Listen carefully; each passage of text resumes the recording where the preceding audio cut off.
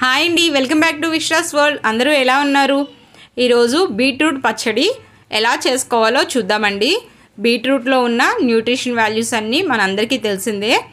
రక్తహీనతను తగ్గిస్తుంది, తర్వాత anti oxidants కూడా ఎక్కువ ఉంటాయి కదండి బీట్రూట్లో.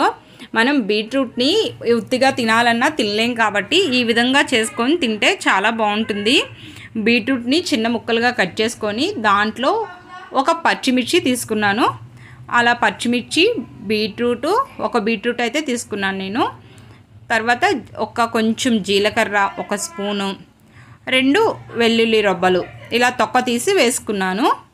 మొత్తం వీటన్నిటిని వేసుకొని కొంచెం సరిపడా సాల్ట్ వేసుకొని మిక్సీలో మెత్తగా గ్రైండ్ చేసుకున్నాను.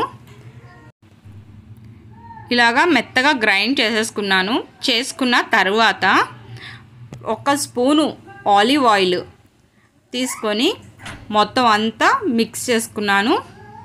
దానికి అంతా కలిసేలాగా 1 స్పూన్ ఆలివ్ ఆయిల్ అయితే వేసుకున్నాను. మనం దీనిని మగ్గబెట్టడం కానీ, కూర వండుకున్నట్టు మగ్గబెట్టడం కానీ ఏమీ చేయక్కర్లేదు.